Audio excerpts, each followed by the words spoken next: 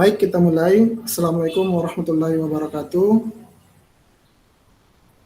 Shalom, damai sejahtera, Om Swastiastu, Namo Buddhaya, salam kebajikan, Rahayu. Waalaikumsalam warahmatullahi wabarakatuh. Bersyukur kita panjatkan kehadirat Allah Subhanahu wa Ta'ala atas berkat rahmat hidayahnya sehingga kita dapat berkumpul di ruang virtual ini. Tak lupa kita kirimkan salawat kepada Nabi junjungan kita Nabi Muhammad SAW yang menjadi suri teladan bagi kita semua. Semoga di akhir kelak kita akan mendapatkan syafaat beliau, insya Allah. Selamat sore kakak-kakak semuanya. Bagaimana kabarnya hari ini? Sore, alhamdulillah baik. Sore Kak, alhamdulillah baik. Alhamdulillah baik. Alhamdulillah. Kakak-kakak sekalian, hari ini kita akan masuk dalam materi tentang 1.3 tentang pembelajaran PJOK berpusat pada peserta didik. Izin share ya kakak-kakak.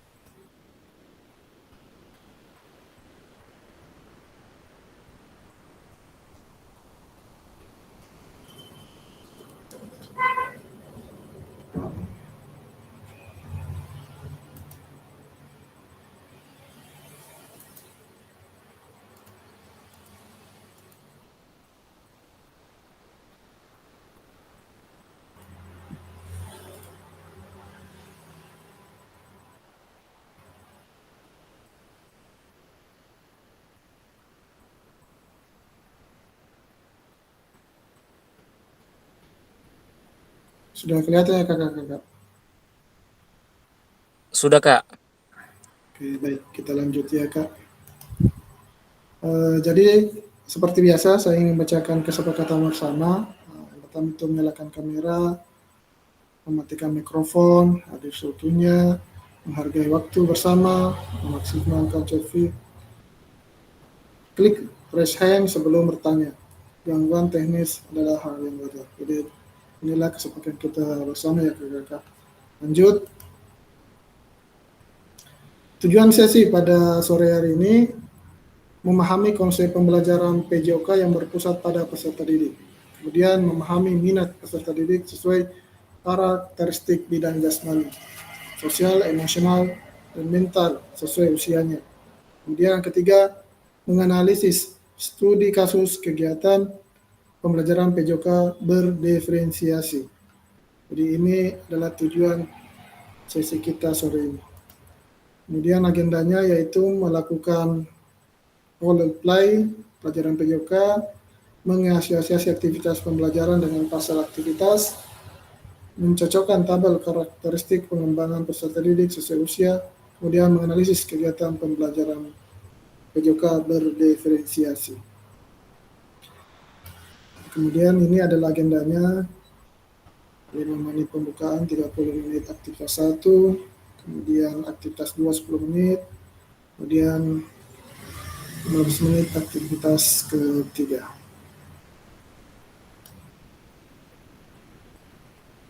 Selanjutnya,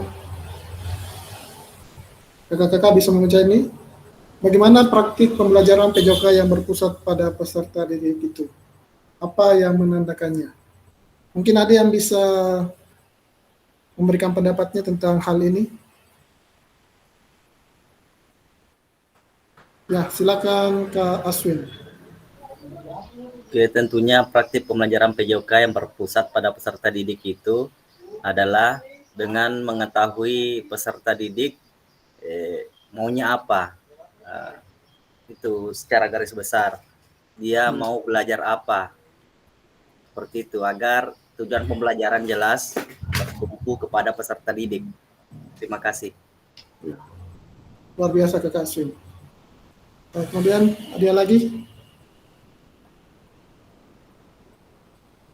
kakak-kakak yang lain, bagaimana praktik pembelajaran PJOK yang berpusat pada peserta didik itu? Apa penandanya?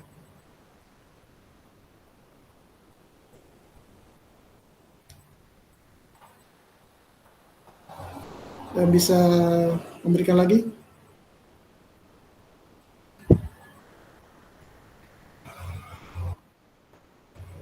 Ya, silakan Kak Rahyuni. Melibatkan semua peserta didik tanpa membedakan berdasarkan Ya, kemampuannya. luar biasa Kak Rahyuni ya. Ehm, Jadi bagaimana praktik pembelajaran PJK itu yang bersifat peserta didik? Apa yang disampaikan Kak Asim Bahar dan Rahyuni itu betul ya, bahwa praktik pembelajaran PJK bersifat peserta didik itu yaitu beberapa pendekatan atau metode yang mendorong keterlibatan aktif siswa ya.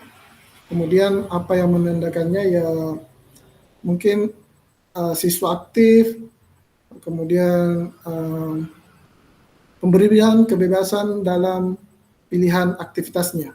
Mungkin seperti itu. Baik kakak-kakak, kita lanjut.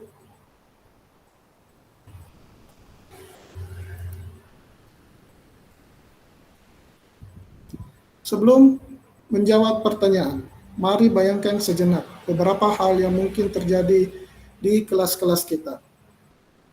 Apakah saat ini kita lebih banyak suara pelit sebagai perintah gerak daripada suara guru saat pembelajaran? Apakah saat pembelajaran semua gerakan peserta didik harus sesuai dengan perintah atau komando guru? Mari kita bayangkan sejenak atau kita mendalami sejenak.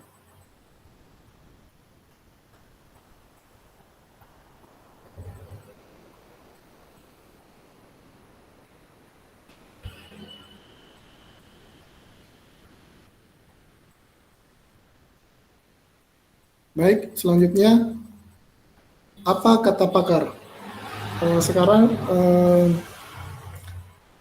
saya akan menampilkan video tentang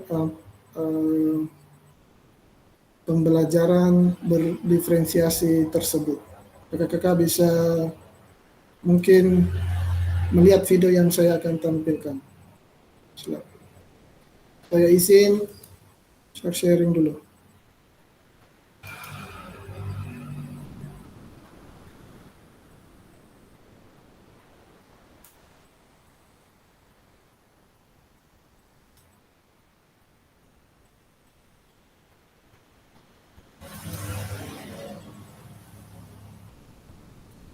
And we know from all the research that when students are empowered to make decisions, they thrive.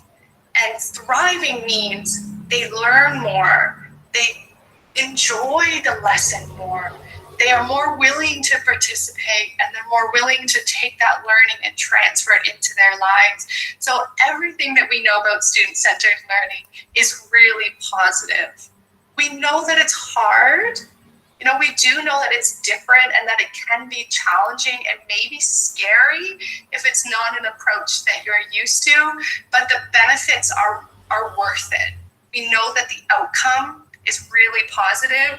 And so hopefully today what I can do is provide opportunities for you to take that first step if it's something new or something scary for you, or places that you can look for more opportunities to invite students into the decision-making process.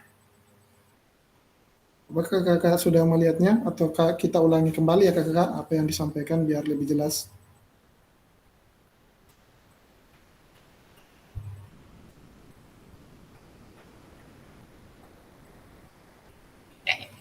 And we know from all the research that when students are empowered to make decisions, they thrive. And thriving means they learn more, they enjoy the lesson more, they are more willing to participate and they're more willing to take that learning and transfer it into their lives. So everything that we know about student-centered learning is really positive. We know that it's hard. You know, we do know that it's different and that it can be challenging and maybe scary if it's not an approach that you're used to, but the benefits are worth it. We know that the outcome is really positive. And so hopefully today what I can do is provide opportunities for you to take that first step if it's something new or something scary for you, or places that you can look for more opportunities to invite students into the decision-making process.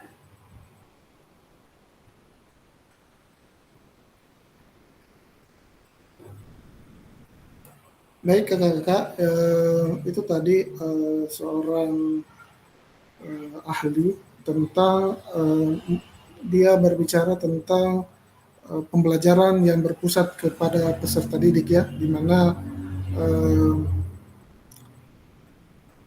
tujuan utamanya itu bagaimana keterlibatan aktif siswa dan pemberian kebebasan dalam pilihan aktivitasnya mereka. Begitu ya kakak-kakak.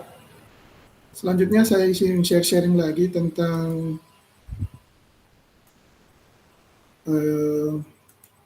presentasi kita yang selanjutnya.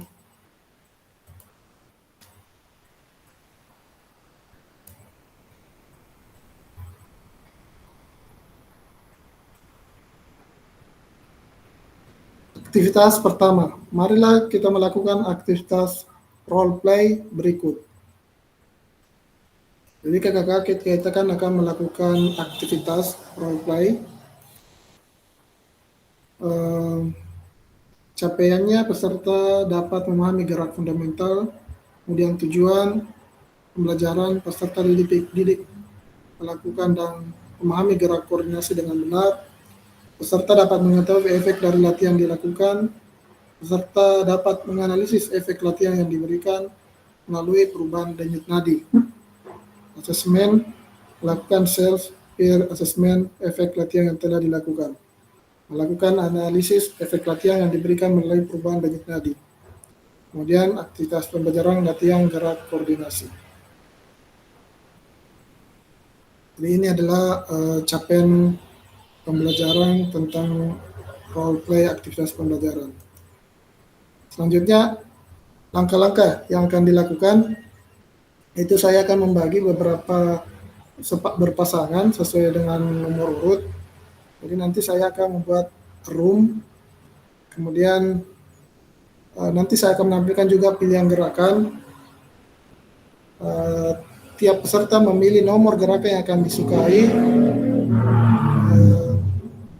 Sebelum mempraktikkan gerakan, kakak-kakak akan menghitung denyut nadi terlebih dahulu selama 10 detik. Kemudian nanti dikalikan dengan 6.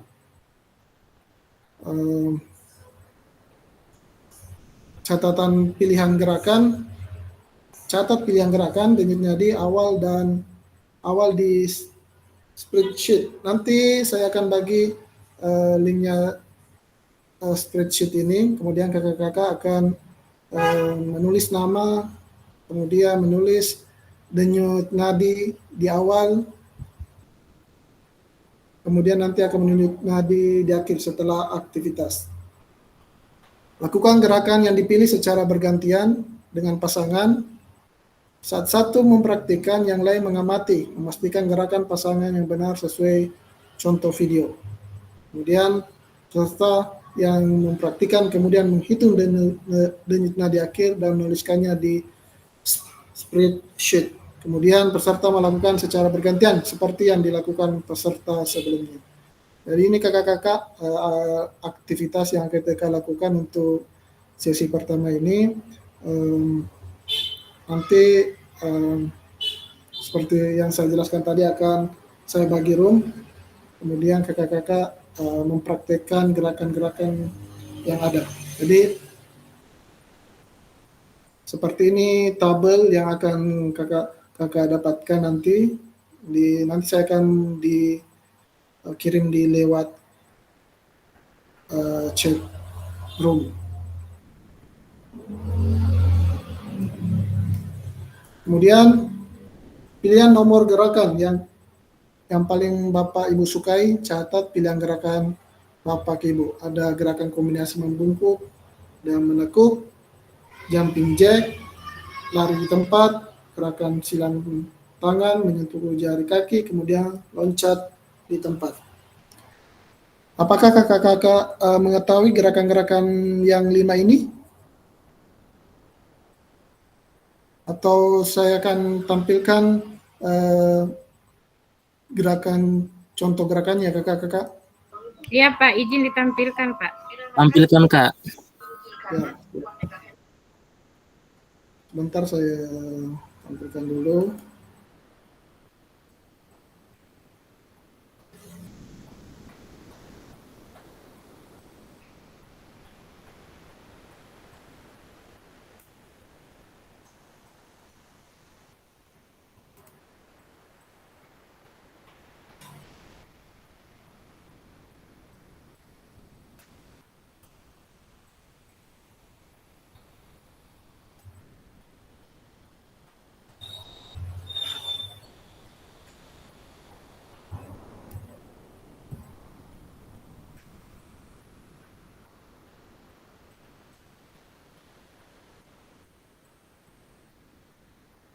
Jadi kakak-kakak bisa melihatnya gerakannya. Kakak-kakak pilih salah satu dari kelima gerakan ini.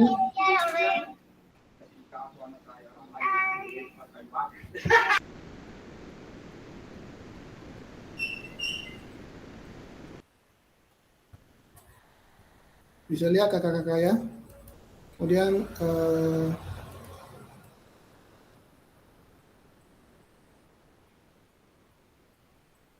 saya akan bagikan link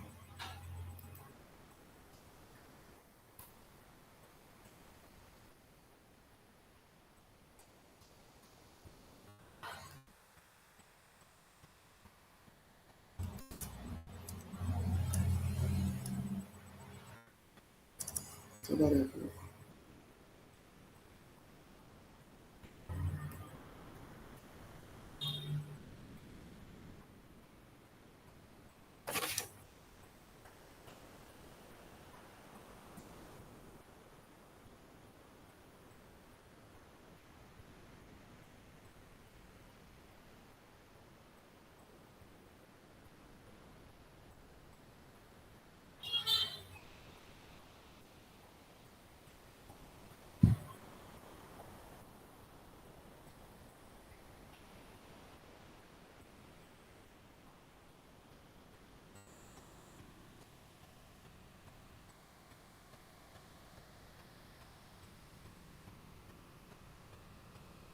Di sini ya kakak-kakak saya bagi roomnya. Apakah kakak-kakak sudah jelas apa yang akan dilakukan?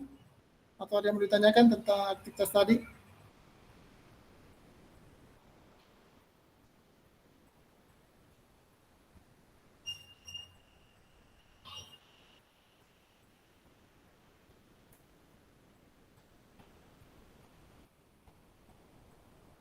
Ya silakan Kak Aswin. Kan ini gerakannya dipilih sesuai apa yang disukai dari Ya. beberapa gerakan tadi. Jadi satu saja yang dipilih ya.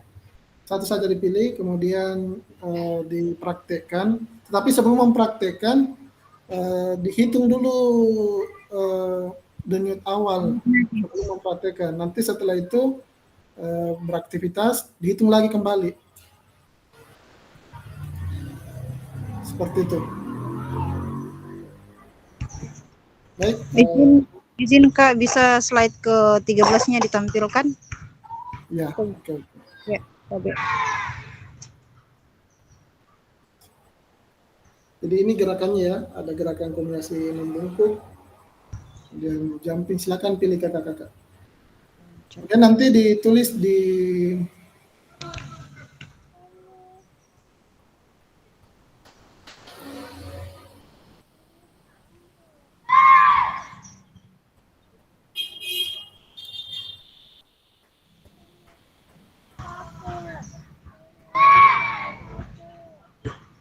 Baik kakak, saya bagi eh, ruangnya secara berpasangan ya kakak.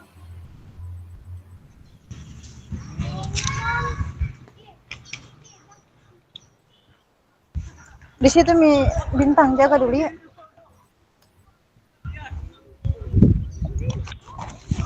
Kenapa Mi? Mana? Sabar ya. Hah? Ya, mencatat. Tidak, apa yang kebingung? Sama gitu semua. Mana? Kenapa ini tidak suci? Hei, diri semua. Tiga, Joy. Joy. Yo. Tiga, Joy. Ulang dari Gidan Barai. Gidan Barai 5 kali. Maju Gidan Barai. Hai Joy. Rendah kurang-kurang. Mana Aira? Mantap. Oke, siap. Maju Gidan Barai sama. Yang baru masuk menyesuaikan ya, siap. Male Maulid. Siap. Hits. Gidan Barai. Hits. Sama, kuda-kudanya sama. Hits. Awas ke Radit. Hai Joy. Mundur. Mundur. Dengan corona ya kakak-kakak. Selama berapa menit ini Kak dihitung? Maju. 1 menit kakak.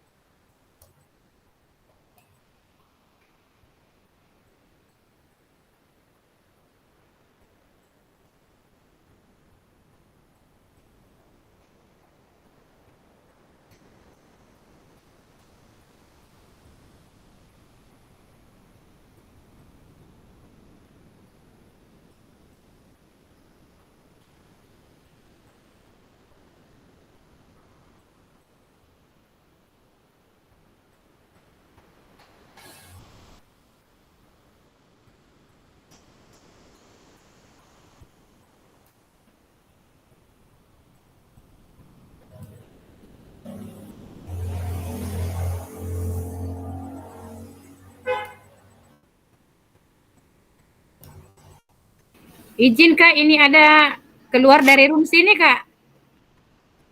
Tunggu dulu kak, saya dulu.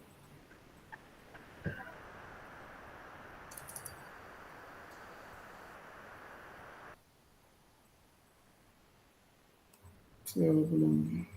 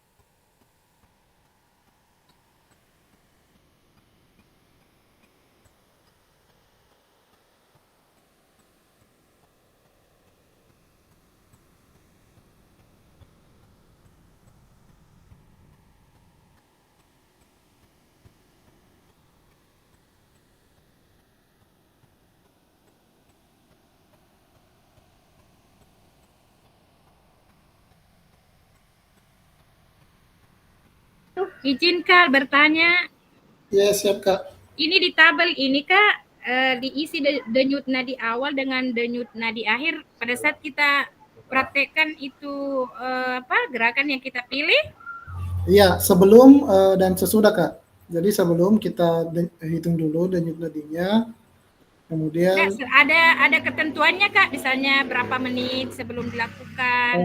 ini Kak, sebelum 10 detik 10 detik dulu. 10 detik Oh ya, baru dikali 6 dulu Kak. Nah, terlebih dahulu dalam waktu 10 detik. Ini gerakan selama berapa menit dilakukan Kak? 1 menit saja Kak. Oh, 1 menit. Oh iya Kak. Sebelum perhatikan gerakan, hitung denyut nadi terlebih dahulu dalam waktu 10 detik. Jumlah denyut nadi selama 10 detik perlu dikalikan 6.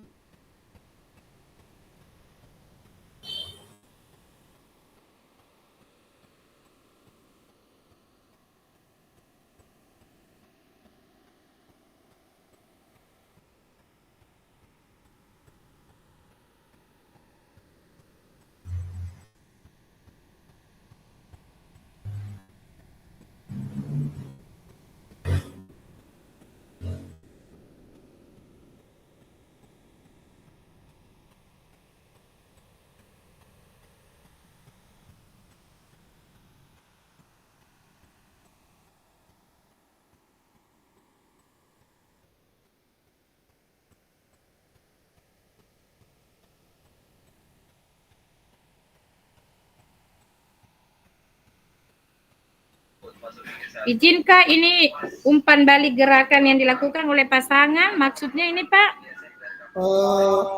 Pasangan tadi Kak yang diajak di apa namanya? Di back outload room. Oh, pasangannya izin dilihat di mana Kak? Tadi kita sama Kak Rahyuni. Ya? Kita Rahyuni? tadi bersama Kak Rahyuni. Oh. Tadi nggak sempat ya masuk Kak? Iya Kak.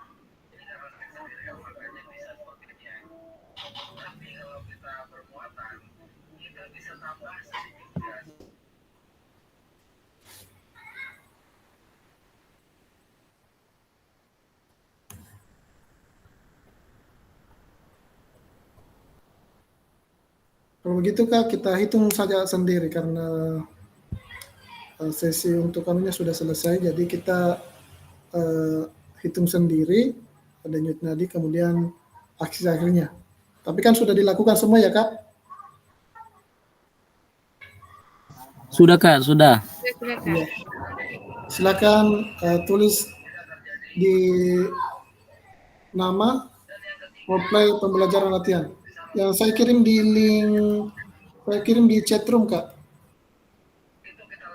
tulis nama kakak, kemudian gerakan nomor berapa, kemudian denyut nadi awal dan denyut nadi akhir.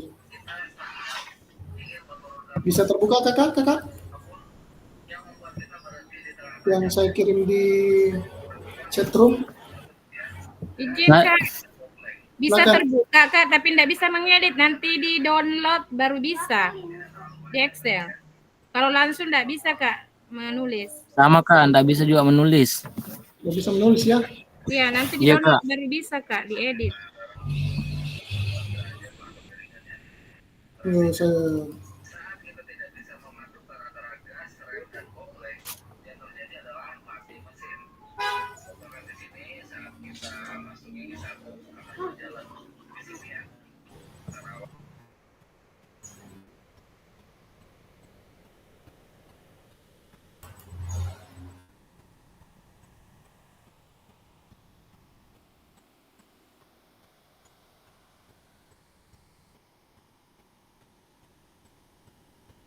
iya Kak.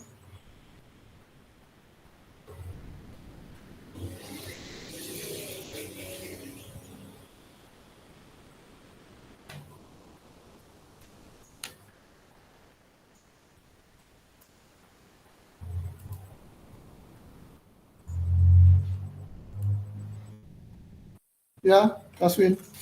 Mungkin ini masukan Kak, kalau mungkin tidak bisa ditulis, kita kan sudah mencatat masing-masing, mungkin bisa dibacakan atau bagaimana supaya menghemat waktu atau bagaimana. Oh iya Kak. Setuju Kak, setuju. Mungkin seperti itu. Ditulis saja di kolom chat Kak kalau begitu. Oke, Siap, Kak. Siap. Iya, di kolom chat saja ditulis. Silakan. Siap Kak.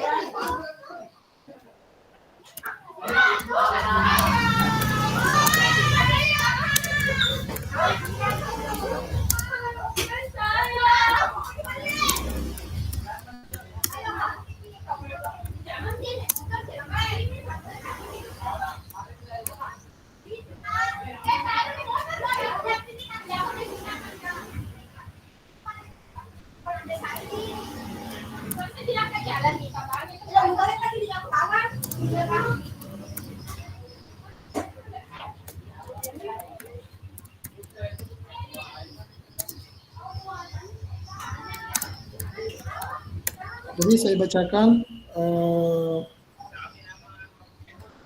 Kaswin gerakan ketiga ya. Kemudian denyut awalnya 14/10 per detik, kemudian denyut akhir 20/10 detik.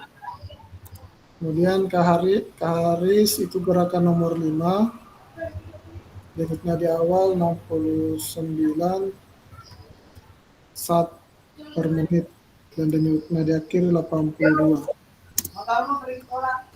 Kemudian Siono gerakannya itu gerakan 3 awal 10 detik, 10 detik, akhir 14 sampai 10 detik.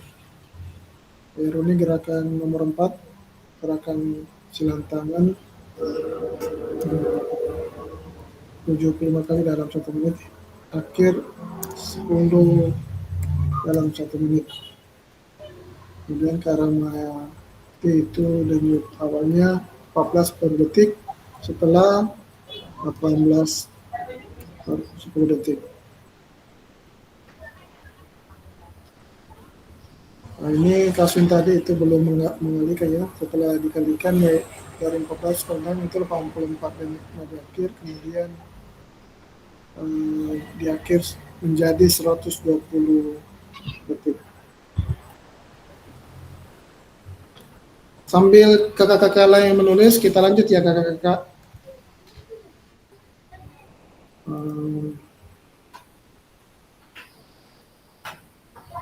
Izin sharing dulu kembali.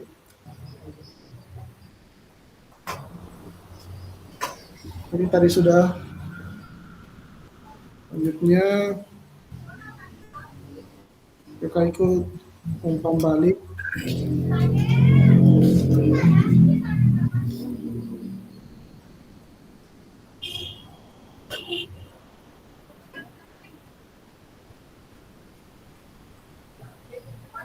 Pertanyaan kakak, bagaimana cara kita melihat apakah latihan yang dilakukan sudah benar?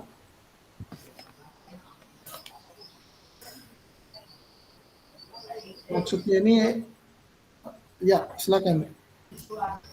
Mudah sekali Kak, cara melihatnya adanya peningkatan antara awal sebelum gerakan dan akhir sesudah gerakan. Terima kasih. Ya. Luar biasa kakak ya. Jadi betul apa yang disampaikan kakak Asim bahwa ada peningkatan denyut nadi ya, sehingga latihan tersebut sudah benar. Kemudian selanjutnya, adakah efek yang Bapak Ibu rasakan dari latihan yang telah dilakukan? Kemudian efek tersebut mengindikasi apa?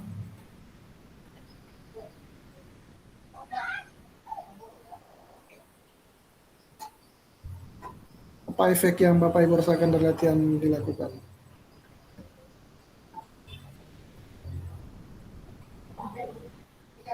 Silakan Kak Aswin.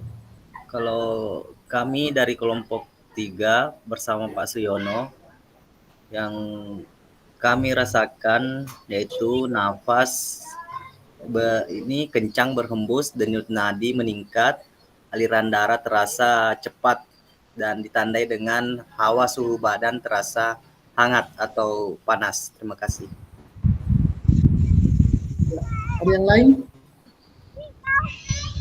Silakan yang lain. Adakah efek yang Bapak Ibu rasakan dari latihan yang telah dilakukan? Efek tersebut mengindikasikan apa?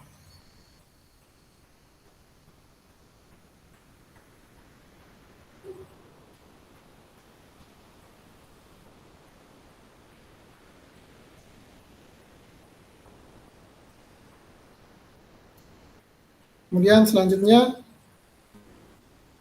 menurut Bapak Ibu, apakah yang mempengaruhi denyut nadi Bapak Ibu sebelum dan setelah latihan? Mungkin tadi pertanyaan hampir sama ya. Menurut Bapak Ibu, apa yang mempengaruhi denyut nadi? Ada yang bisa?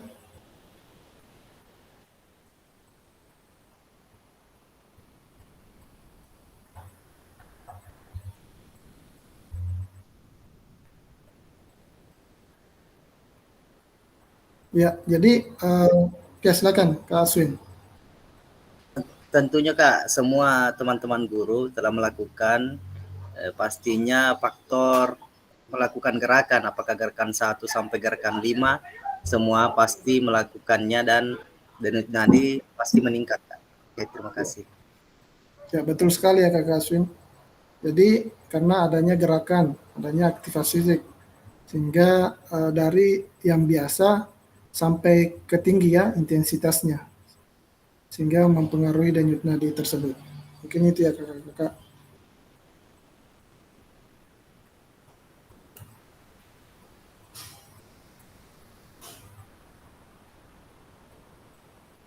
Terima kasih sudah melakukan role playing. Mari kita analisis bersama-sama proses pembelajarannya. Menurut Bapak Ibu, apakah aktivitas yang dilakukan cukup menggambarkan pembelajaran PJOK yang berpusat pada peserta didik? Kenapa?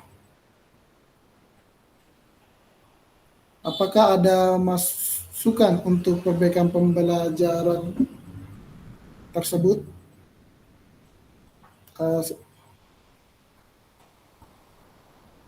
Jadi kakak-kakak, sini saya akan mengisi link Jamboard tentang aktivitas menggambarkan aktivitas pembelajaran PJOK berpusat pada peserta didik. Apakah ada masukan untuk perbaikan tersebut? Jadi kakak-kakak ini pertanyaannya yang akan ditulis di Jamboard. Kakak-kakak silakan menulisnya. Saya bagi link Jamboardnya.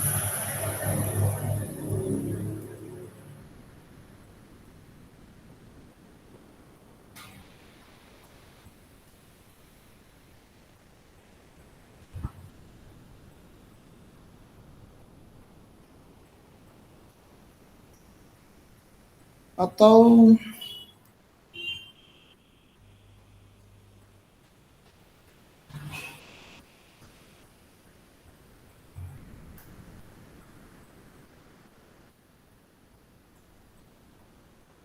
ditulis saja di chatroom Kak, karena link Jamboardnya lagi tidak mau muncul ini. Silakan Kak.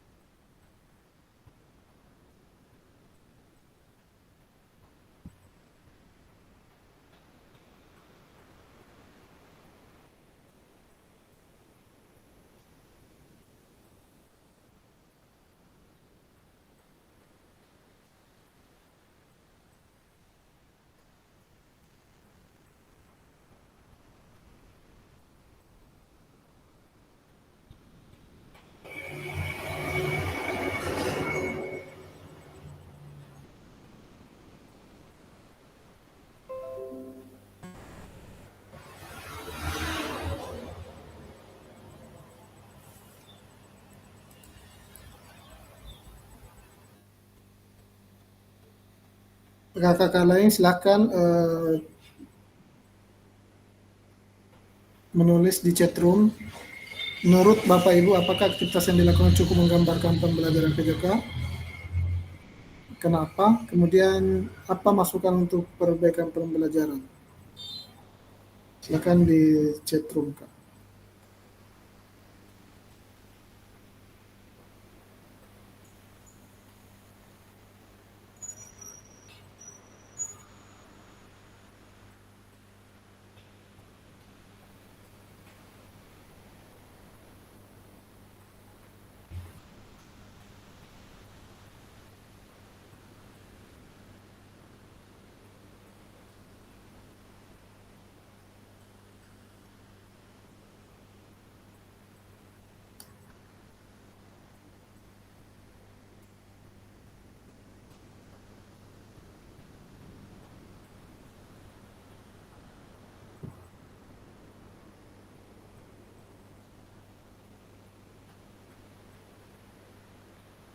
Ya, jadi menurut Kak Aswin, aktivitas gerakan yang dilakukan cukup menggambarkan karena memberi kesempatan kepada peserta didik untuk memilih materi gerakan sesuai dengan yang diinginkan dan disenangi.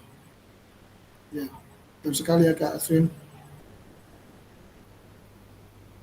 Kemudian Kak Harniati, menurut saya sudah berpusat pada peserta didik karena masing-masing anak diberi kebebasan untuk memilih gerakan yang mempraktekkan langsung bersama pasangan. Ya betul sekali ya kakak-kakak. Mungkin yang lainnya silakan menulis di kolom chat.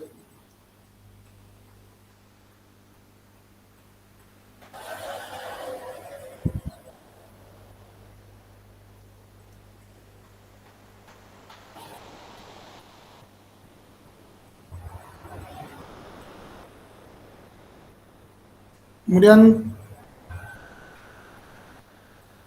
masukan untuk perbaikan, dimasukkan aktivitas bermain kelompok yang lebih variatif dan menyenangkan. Ya betul sekali Kak Kasim. Dan Kak Haris, menurut saya aktivitas gerakan yang dilakukan cukup menggambarkan karena aktivitas pembelajaran dilakukan berorientasi pada peserta didik, aktif dan menyenangkan berbasis masalah. Ya, luar biasa Kak Haris. Kemudian selanjutnya Kak Rahyuni, menurut saya gerakan yang telah dilakukan tadi sudah menggambarkan pembelajaran PJOK yang berpusat pada peserta didik karena siswa diberi kesempatan untuk memilih sesuai minat yang mereka inginkan. Ya betul sekali Kak Rahyuni. Mungkin yang lainnya silakan menunggu yang lainnya. Jadi apa yang disampaikan kakak-kakak sekalian itu sudah benar semua ya, bahwa menggambarkan berpusat didik karena tadi sudah memilih aktivitas yang diinginkan, memberikan kebebasan ke peserta didik untuk memilih aktivitas yang diinginkan. Selanjutnya kita lanjut. Tuliskan peran guru dan peserta didik dalam aktivitas yang telah dilakukan dan diberikan bagi di Jamboree. Jadi ini sudah tadi ditulis di kolom chat ya, karena tim Jamboree lagi bermasalah.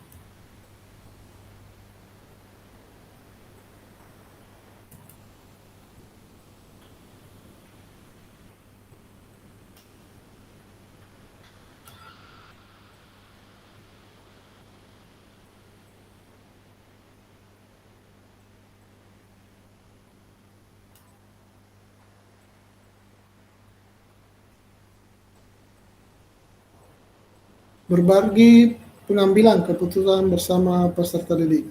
Ini ada lagi video yang dari ilmuwan Cassandra, ahli tentang pembelajaran berpusat peserta didik sebagai berbagi keputusan dengan murid.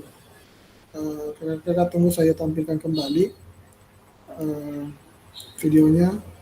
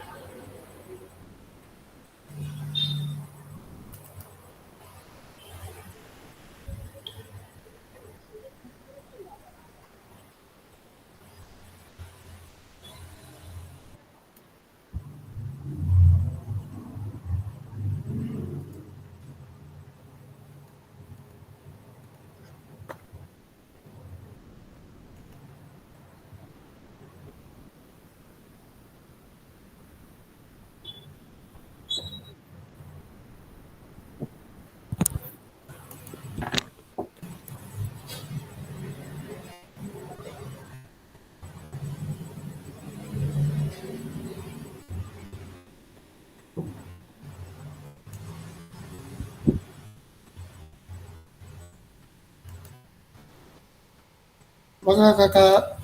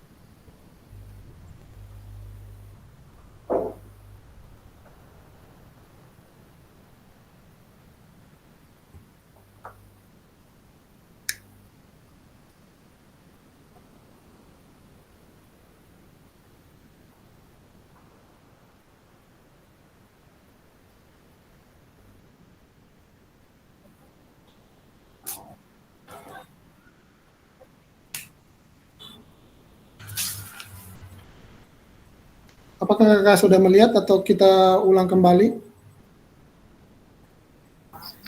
Ulang, Ulang, Kak. Kak. Ulang. Oke.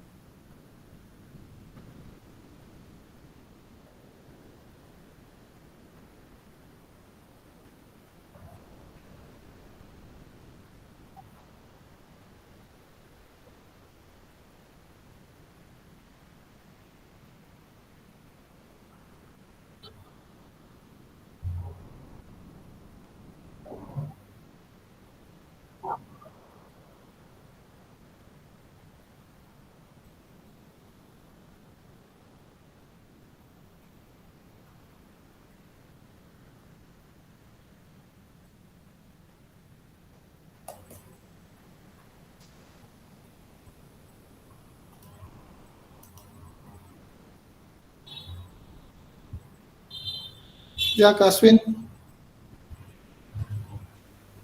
Tadi suaranya tidak muncul, suaranya video. Tidak suara beliau. Kita ulangi kalau begitu ya, Kak Aswin. Ya ulangi, Kak, tidak ada suaranya. Ya, nah ini. Tidak ada suaranya ya. Sudah dok.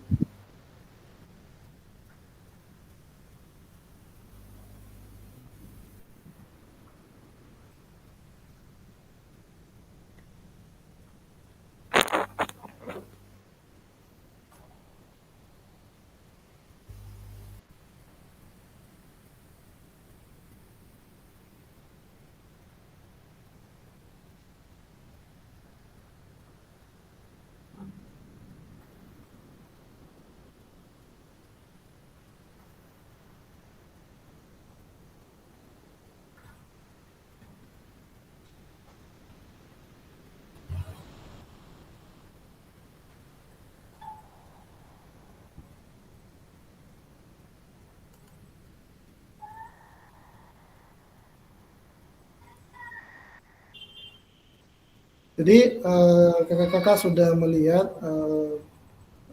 tentang ahli tentang pembelajaran berpusat pada peserta didik ini tentang berbagi keputusan dengan murid. Jadi intinya bahwa pembagian keputusan ini bersama ini sesuai dengan tanggung jawab dan posisi masing-masing. Mungkin ini saya tampilkan kembali. Sabar kakak.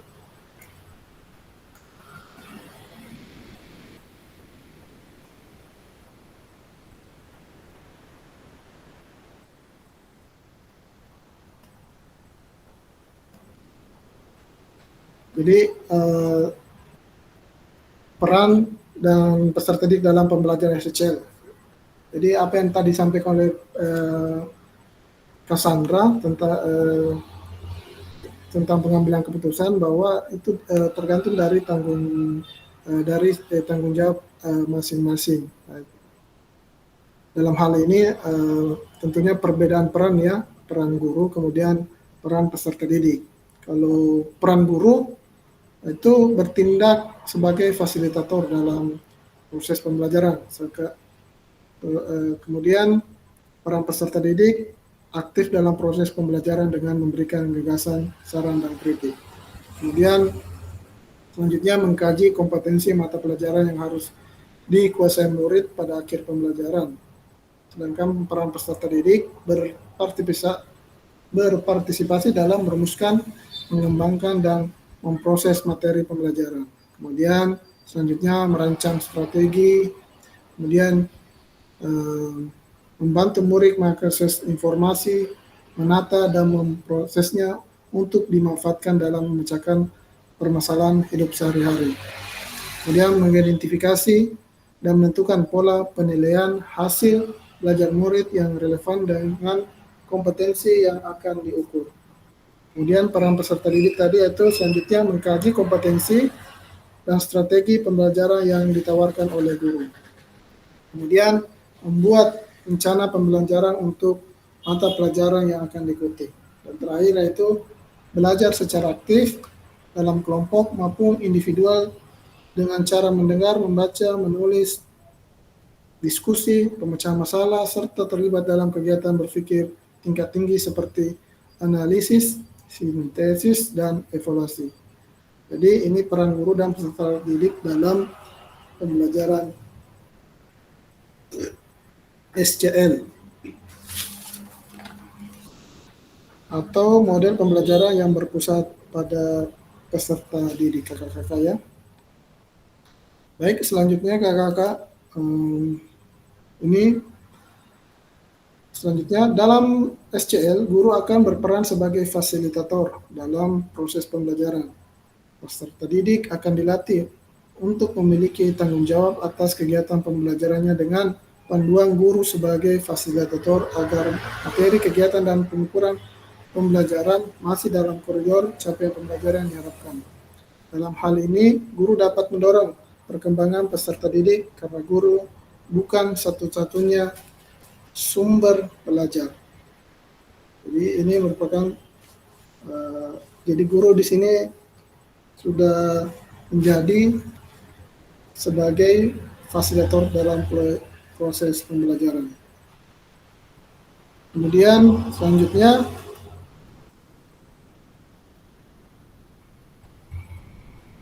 jenis-jenis pembelajaran SCL, apa yang pernah Bapak Ibu praktikkan dalam pembelajaran? Mungkin ada yang pernah mempraktikkan ini?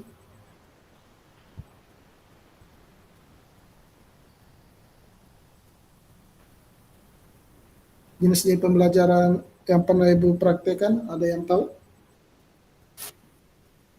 Silakan Kak Aswin. Mungkin contohnya baris berbaris. Biasanya ada salah satu siswa atau beberapa siswa untuk dijadikan mode atau model maju ke depan untuk mencontohkan gerakan sehingga dapat diikuti oleh peserta didik lain. Terima kasih. Itu salah satu contoh, Pak. Luar biasa Kak Aswin ya. Jadi ada yang mungkin yang lain?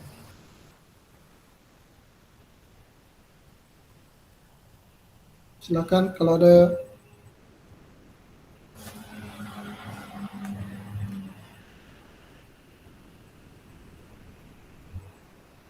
Baik, selanjutnya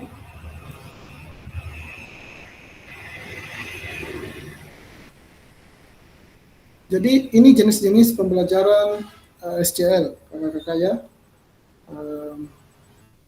Ada pembelajaran SCL Small Group Discussion, Role Play and Simulasi, Discovery Learning, kemudian Self-Directed Learning, Cooperative Learning, Contextual Learning, Problem Basic Learning, Collaborative Learning, Project Basic Learning. Jadi ini jenis-jenis pembelajaran SCL. Mungkin nanti kakak-kakak bisa cari tahu sendiri artinya karena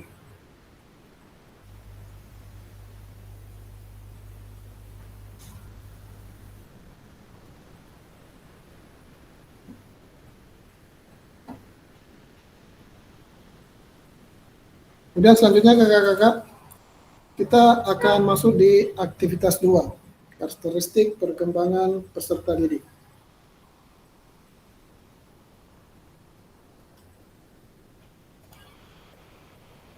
memahami karakteristik dan minat anak. Jadi karakteristik itu ada beberapa di bidang jasmani, sosial, emosional, dan mental. Kemudian di umur itu ada umur atas, menengah, PAUD, dan SD. Selanjutnya, cocokkan karakteristik berikut. Manakah bidang usia yang sesuai dengan karakteristik bidang dan usia? Mungkin kakak-kakak bisa mencocokkan ini, ada yang bisa mencocokkan kalau karakteristiknya aktivitasnya itu berjalan berlari, masuk di bidang apa, kemudian untuk usia berapa.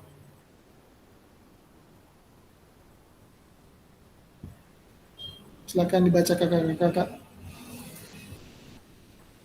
Kalau berjalan itu berlari, merangkak, memanjat, melompat, menendang, menarik, melempar, dan memukul bola, itu masuk di bidang jasmani ya kakak-kakak.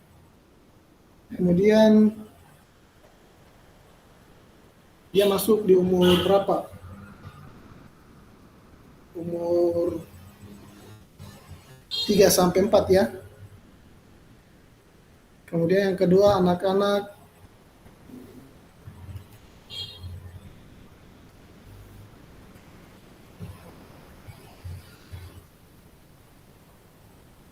ada yang bisa mencocokkannya? Ya silakan, Kak Aswin. Mungkin ini Kak sudah terurut Kak. Mungkin ini berjalan berlari merangkak itu jasmani umurnya 0 sampai 2 tahun. Kemudian selanjutnya anak-anak usia mengembangkan rasa diri mereka sendiri bla bla bla itu sosial 3 sampai 4 tahun. Mereka mulai mengalami emosi itu 6 sampai 12 tahun, bidang emosional. Terus anak-anak yang mulai belajar untuk memahami dan mengelola emosi mereka itu mental, masuk sampai 12 sampai 18 tahun. Biasanya umur SMA ini, Kak. Terima kasih. Baik kakak, terima kasih atas masukannya. Jadi ini bentuk karakteristik aktivitas sesuai dengan bidang dan usianya. Kemudian untuk lebih jelasnya mungkin kakak-kakak bisa melihat selanjutnya. Jadi ini berikut karakteristik bidang usia yang sesuai dari karakteristik yang tadi kita sebutkan.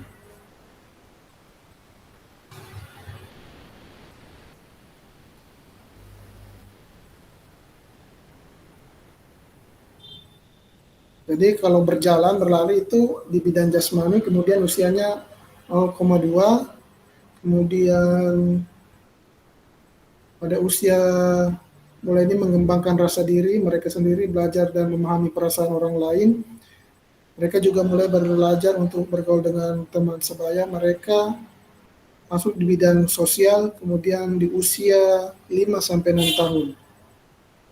Kemudian mereka mulai mengalami emosi yang lebih intens seperti kemarahan, kesedihan, dan kecemburuan. Mereka juga mungkin mulai mengalami tekanan teman sebaya dan tekanan sosial lainnya yang dapat mempengaruhi emosi mereka. Itu masuk di bidang emosional dan di usia 6-12 tahun. Kemudian anak-anak mulai belajar untuk memahami dan mengelola emosi mereka serta bernegosiasi dan menyelesaikan konflik.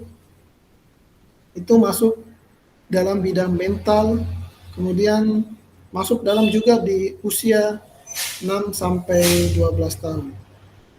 Jadi ini merupakan karakteristik bidang usia tersebut. Gitu ya kakak-kakak sekalian. Selanjutnya kakak-kakak sekalian kita lanjut kembali.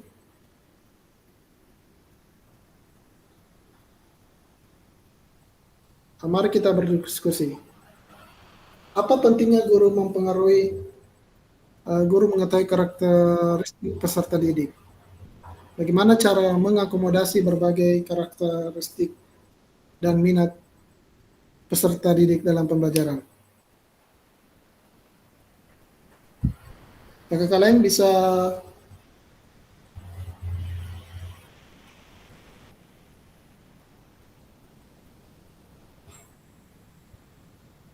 mengeluarkan pendapatnya tentang karakteristik pendidik ini, apa pentingnya?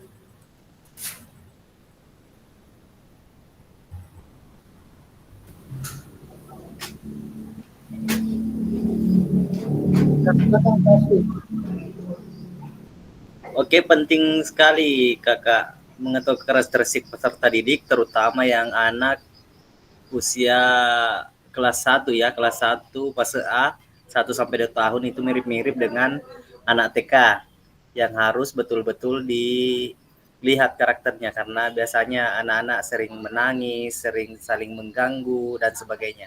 Mungkin itu. Terima kasih.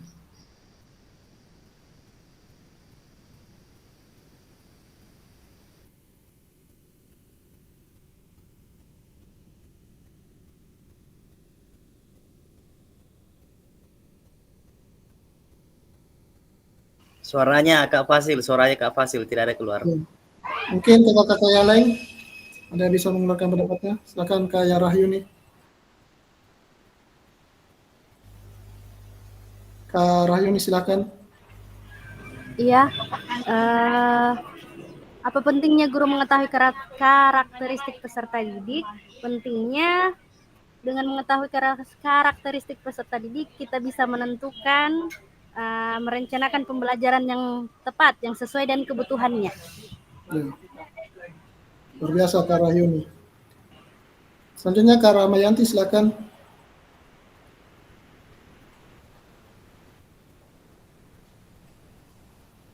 Kak Rahmiati silakan.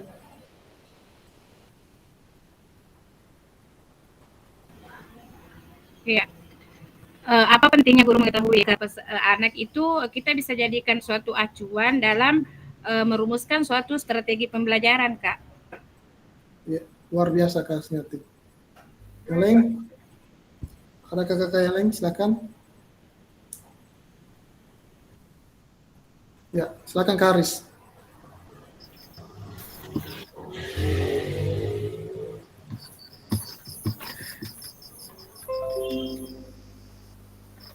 Silakan Kak Haris.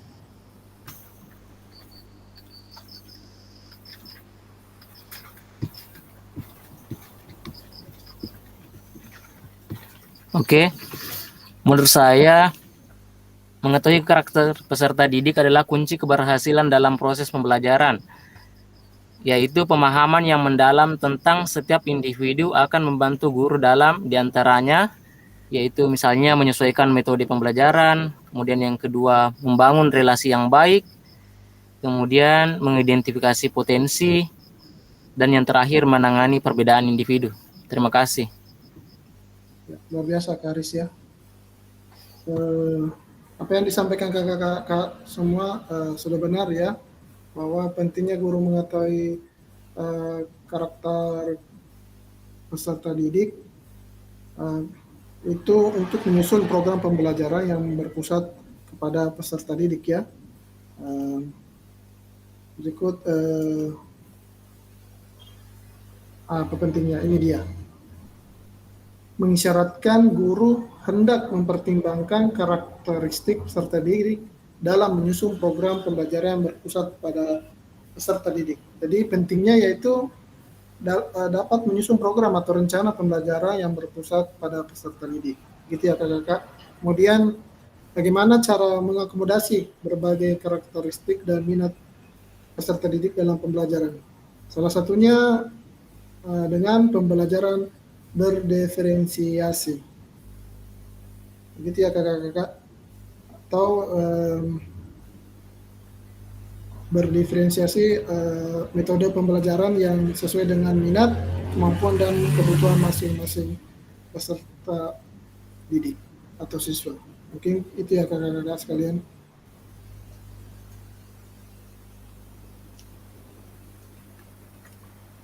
Selanjutnya, pembelajaran berdiferensiasi dalam PJOK.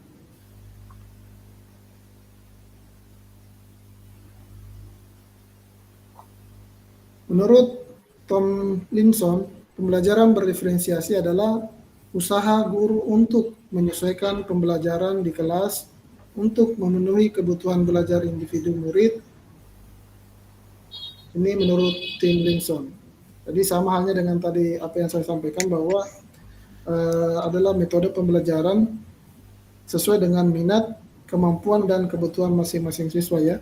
Jadi usaha guru untuk menyesuaikan pembelajaran sesuai dengan kebutuhan individu murid.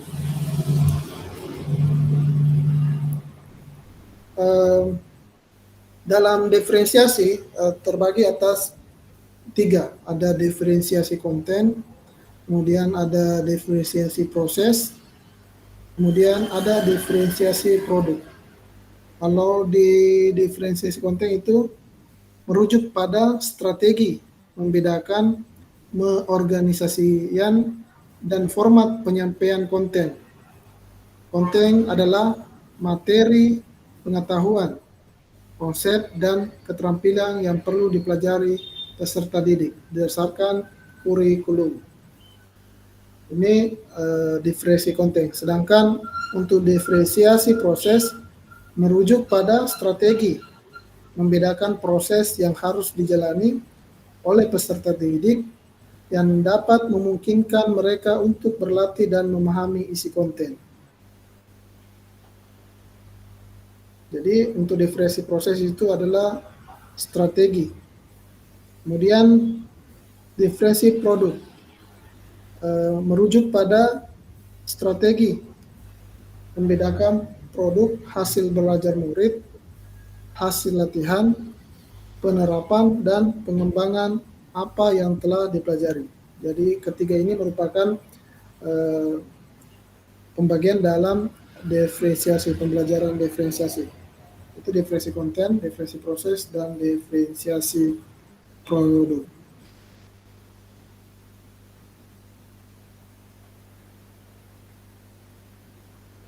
Selanjutnya kakak-kakak sekalian,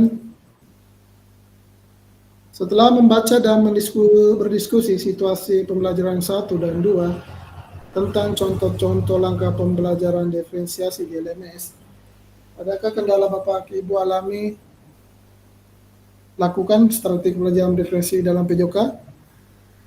Gagasan-gagasan baru apa Ibu Bapak dapatkan dari contoh-contoh penerapan strategi berdiferensiasi di dalam modul? Mungkin ini yang ada di LMS ya kakak.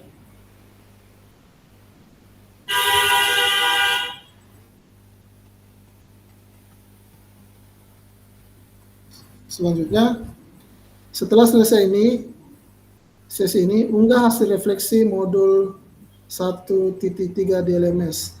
Gunakan pertanyaan refleksi untuk menulis refleksi Anda. Jadi kakak-kakak, silakan kembali menulis refleksi modul 1.3 di LMS. Kemudian gunakan pertanyaan refleksi untuk menulis refleksi Anda.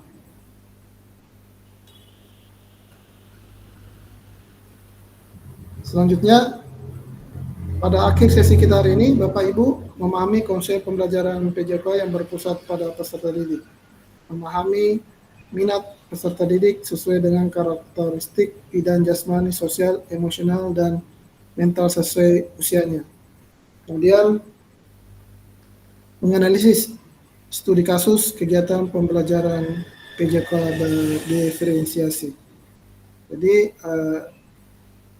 ini akhir sesi kita. Kakak-kakak mungkin sudah mengetahui, memahami konsep pembelajaran PJOK, kemudian memahami minat peserta didik sesuai karakteristik, kemudian menganalisis studi kasus kegiatan pembelajaran PJOK yang berdiferensiasi. Terima kasih. Mungkin inilah sesi kita yang terakhir. Kemudian kakak-kakak mengingatkan kembali untuk membuka LMS-nya, kemudian mengerjakan tugas-tugas yang ada di LMS kakak-kakak ya. Karena di LMS itu tidak bisa terbuka ke selanjutnya kalau tugas-tugasnya tidak dikerjakan. Kemudian kakak-kakak harus juga membuka LMS-nya karena di situ akan terrecord atau terbaca dan itu ada waktunya. Maksudnya harus memenuhi waktu maksimal kakak-kakak dalam proses asinkronus atau di LMS tersebut. Jadi kalau tidak terbaca itu menjadi juga penilaian dari sistem ya kakak-kakak. Jadi dibuka itu LMS-nya, dibaca, kemudian kalau ada tugas silahkan diselesaikan. Begitu ya kakak-kakak. Karena sampai hari ini masih ada beberapa kakak-kakak yang belum mengerjakan tugasnya. Ada yang masih ada di titik 1.1 refleksi, kemudian di 1.2 masih ada yang belum. Jadi kakak-kakak yang belum silahkan diselesaikan. Kemudian kalau ada kakak-kakak merasa susah atau perlu bantuan untuk mengakses atau mengakses LMS itu atau modul tersebut, nanti akan dibantu. Hubungi saja saya atau rekan-rekan yang lain atau saya sendiri, nanti saya arahkan bagaimana cara menyelesaikannya itu. Mungkin karena kakak-kakak mungkin belum familiar tentang LMS, makanya mungkin seperti itu. Mungkin ada kakak-kakak lain yang mau ingin disampaikan?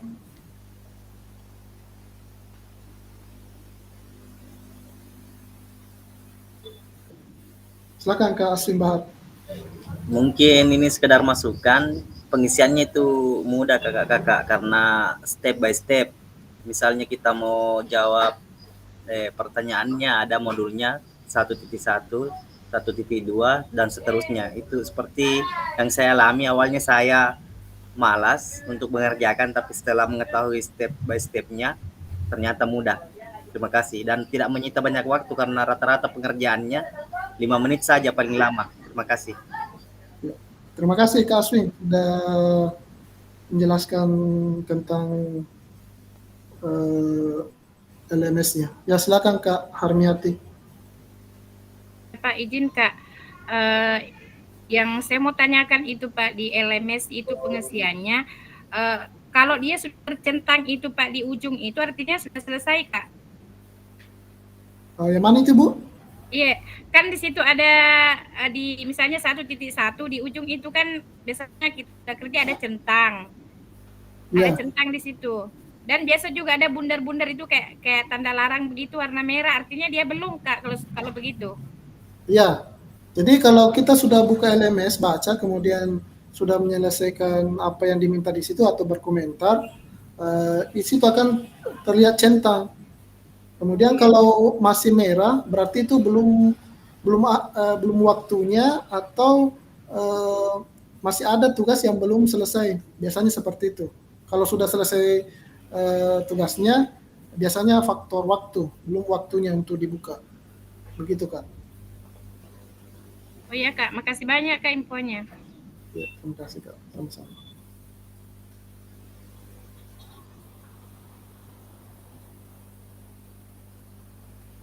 Mungkin masih ada yang mau ditanyakan, karena kita akan selesai 17.40 ya Kak, kita baru live dari Summit ini. Mungkin ada yang mau ditanyakan?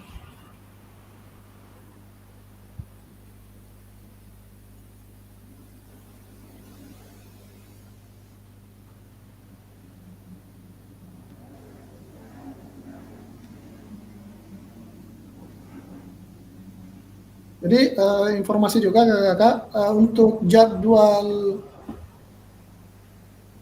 tetap mayanya kita itu sudah ada di kalender ya. Di situ kakak-kakak bisa melihat kapan kita akan memulai kapan harinya, cuma waktunya saja memang nanti kita akan menyesuaikan. Jadi untuk pertemuan selanjutnya mungkin pertemuan selanjutnya nanti yang mempunyai jam misalkan 3 JP pembelajaran, mungkin kita akan nanti lebih awal lagi ya untuk Zoom meetingnya. Mungkin kita bisa mulai jam 2 siang kalau pertemuannya itu 3 JP. Atau kita bisa juga nanti kalau memang tidak sempat kita lakukan di siang hari, boleh malam juga. Tergantung dari kakak-kakak sekalian kesepakatannya bagaimana. Kemudian selanjutnya untuk pertemuan selanjutnya itu kita hari di kalender itu lusa ya, hari Sabtu. Di situ kita hanya 1 JP saja.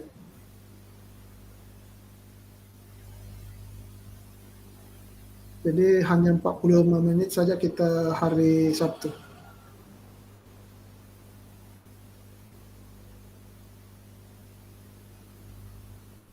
Saya ingin mengingatkan juga kakak-kakak yang belum hadir waktu pertemuan pertama bahwa kakak-kakak yang tidak hadir waktu pertemuan pertama itu disiapkan tugasnya membuat video pembelajaran. Membuat video pembelajaran selama 30 menit tanpa jeda. Jadi itu nanti akan dibuat videonya, kemudian nanti dimasukkan di YouTube, kemudian linknya saja yang dimasukkan di LMS untuk tugasnya itu. Jadi linknya saja nanti akan ditempel di LMS, kemudian dikirim. Gitu ya kakak-kakak. Yang tidak hadir saja Kak yang buat video? Bukan. Yang maksudnya yang tidak, kan waktu pertemuan kemarin sudah disampaikan. Siapa tahu masih ada kakak-kakak di sini yang tidak ikut waktu pertemuan pertama tentang tugasnya tersebut. Jadi sampai tanggal berapa kemarin itu saya lihat itu? Tanggal berapa ya terakhir pengumpulan? 1 minggu lagi mungkin atau 2 minggu lagi ke depan. Jadi disiapkan saja. Ya, silakan Kak Rahyuni. Jadi ini Kak maksudnya semua peserta bikin video pembelajaran. Iya, selama 30 menit di kelasnya masing-masing. Gitu Kak. Materinya kita sesuaikan saja. Apakah mau sesuaikan dengan proses pembelajaran sekarang atau yang sedang berlangsung atau memilih materi yang kakak-kakak dikuasai. mungkin bisa menguasai begitu. Saja. 30 menit tanpa jeda. Iya, 30 menit tanpa jeda, tidak diedit ya kakak-kakak. Karena nanti itu akan dianalisis. Ya, silakan Kak Aris. Ini videonya Pak berarti tidak bisa diedit atau bagaimana? Tidak usah diedit Kak. Kalau memang ada kesalahan atau apa nanti dalam pembelajaran lanjut saja. Karena itu nanti hanya sebagai analisis saja nanti perbaikan. Nanti tidak ada untuk penilaiannya, belum ada itu Kak. Ya silakan. Berarti dari awal pembelajaran sampai akhir pembelajaran. Ya kita atur saja bagaimana caranya. Yang penting itu 30 menit.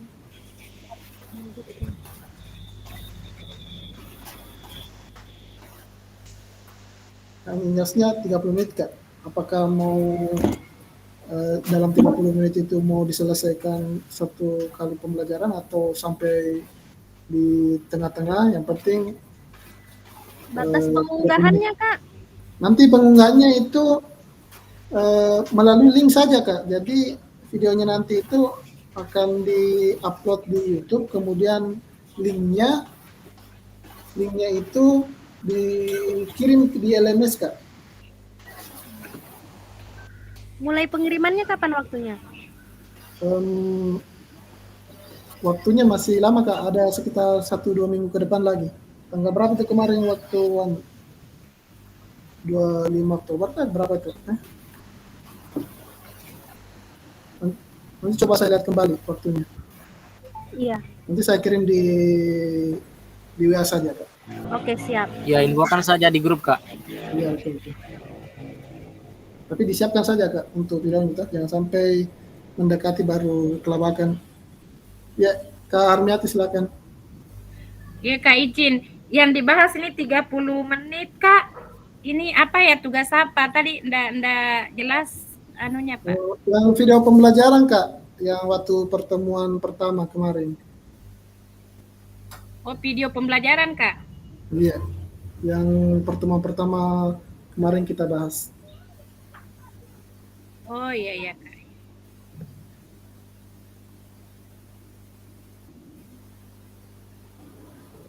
Ya Kak, silakan Kak Aswin. Video pembelajarannya apakah ada opsi atau ditentukan atau sesuai dengan pelajaran yang kita laksanakan di sekolah atau bagaimana? Sesuai kakak opsinya ke kakak. Terserah dari kakak. Bebas ya Kak? Ya bebas. Boleh di kelas, boleh di lapangan. Tetapi kalau bagusnya mungkin di lapangan karena kita di guru PJK ya. Seperti itu. Mungkin masukan selama 30 menit itu mungkin include semua dari awal, salam sapa, menanyakan kehadiran peserta didik, bla bla bla. Mungkin diambil juga, kan kita semua guru olahraga ada pemanasan, inti, baru pendinginan, seperti itu ya? Ya, boleh seperti itu Kak. Diatur saja. Oke, selama 30 menit. Coba yang jelasnya selama 30 menit saja. Oke. Ya. Izin Kak, ini Siap. linknya yang diunggah Kak atau langsung videonya? Atau diunggah di YouTube dulu atau di Drive baru linknya diunggah atau langsung videonya? Masukkan dulu di YouTube Kak. Oh di YouTube Nanti baru linknya diambil, di copy. linknya diambil, baru iya, Kak. disematkan di LMS. Iya Kak. Ya. Mungkin itu saja Kakak. Oke, baik kalau begitu karena waktunya sudah selesai juga untuk pertemuan sore ini kita selesai. Saya pimpin doa. Bismillahirrahmanirrahim. Sebelum kita mengakhiri kegiatan hari ini, marilah kita berdoa menurut agama dan kepercayaan masing-masing. Semoga apa yang kita pelajari hari ini, yang kita dapatkan hari ini dapat berguna dan bermanfaat bagi kita semua. Berdoa dimulai.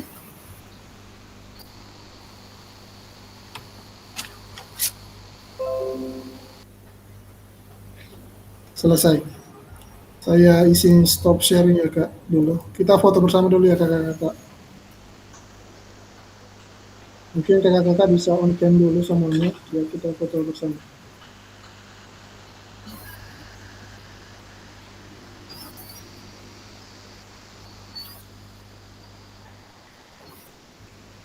Salam olahraga.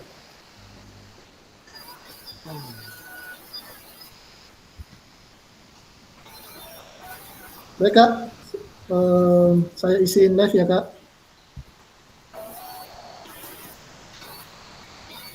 Terima kasih atas waktunya untuk sore ini. Sip, Sama-sama, Kak. Ya, Oke. Wih.